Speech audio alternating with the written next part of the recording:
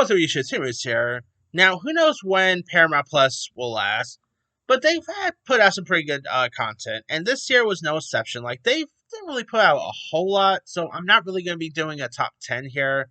Mostly going to be doing a top 5 instead of a top 10, because they didn't really put out as much as, like, I didn't really see a whole lot of Paramount Plus content this year. So instead of top 10, I'm just going to straight up and just do a top 5 here. So here are my top 5 favorite Paramount Plus originals of 2024. Alright, number 5 is probably an unfair one because they're only 3 episodes in, and obviously the next episodes could always jump to shock, and I by then if I could probably regret even adding this to my list. But I'm actually digging the first 3 episodes so far, so I'm adding it, and that is Dexter Original Sins. Again, so far, 3 episodes in, I'm digging it so far. Obviously, it could go south pretty fast, but I'm actually really digging it. Like, I think Patrick Gibson, who plays Dexter Morgan on the show, is really solid. Definitely has a little bit of the Michael C. Hall look. I gotta do my review for the show. But anyway, yeah, so far it's really decent. Christian Slater is really good at playing the dad here.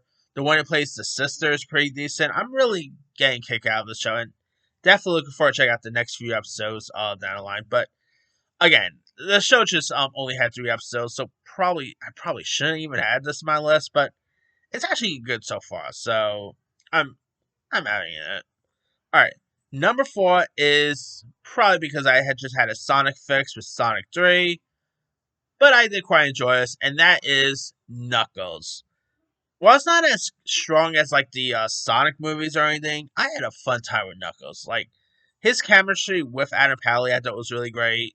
It was a lot of fun, entertaining. Love the music, like the opening, the "I Am a Warrior" song was perfect for this film. Like that was a perfect song for the opening credits here. And of course, Idris Elba doing the voice of Knuckles is just perfect. I just really quite enjoyed this a whole lot, and I don't know if we're ever gonna get another season, but hey, Knuckles is awesome. All right, number 3 is of course South Park: The End of Obesity. Now it's still a shame that South Park hasn't done a second special this year. Like, I thought they were supposed to do like 2 every year. Like, they had 2 last year, then 2 the following. Very, very odd that they did not have a second special this year. But anyway, while it's not as good as the other South Park specials, I thought it was pretty decent. Of course, talk about that not opioid, the epidemic. I can never pronounce it. The weight loss drug here. I think it's epimensis, something like that.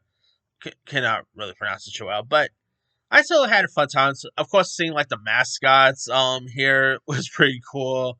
And obviously the skinny Cartman was pretty fun. I really quite like these South Park specials. I mean, I'm hoping they sit back to going back to series, like more series. But anyway,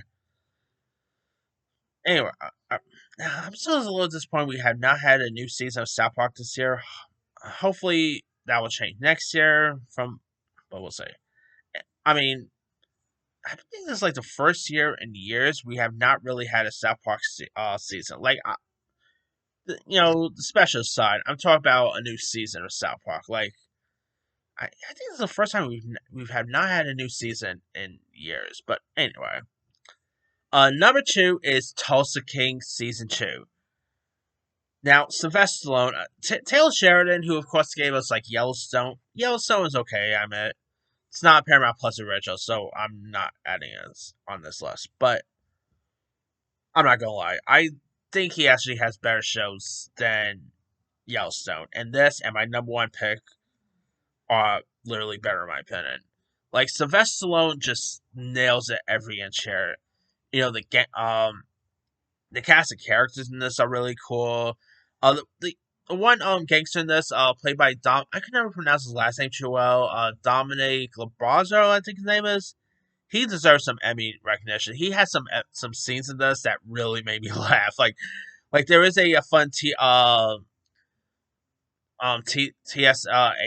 scene where he's like going through a TSA and they find something on him and on that literally made I'm sorry the stuff that happened that in that scene that literally made me crack up there. But I really quite enjoy the show. Like it's not as like good as let's say The Sopranos or anything like that, but it really makes like brings you back to the Sopranos days. Because I feel like you don't really, other than the Penguin, obviously, you don't really get as much gangster shows anymore.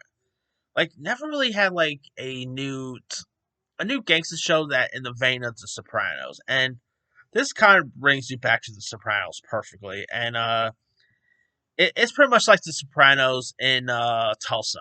I'll put it that way. But yeah, if you guys have not watched Tulsa King, the new season is really good too. So obviously we're getting a third season, so that should be good.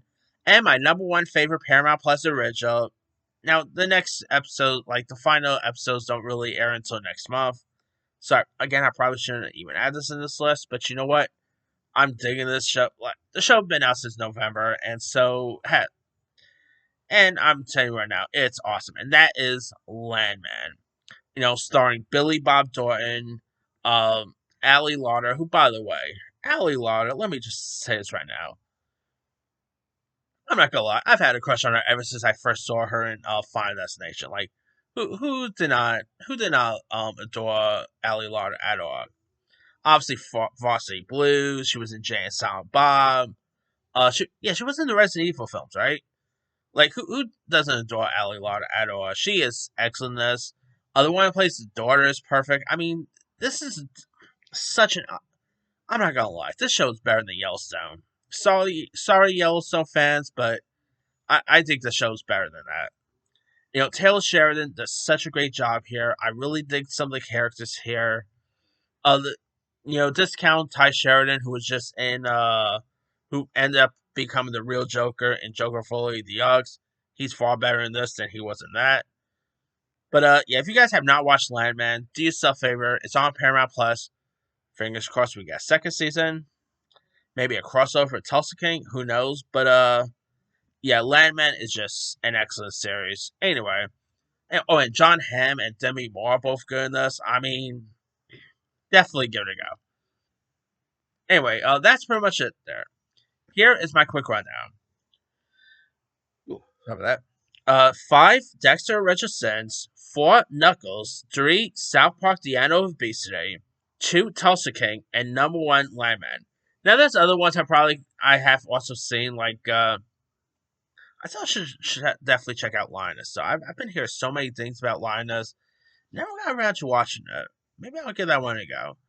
Of course, not Mary Kingstown. I still gotta go back and watch that show. Frasier was actually pretty decent. The new season of that.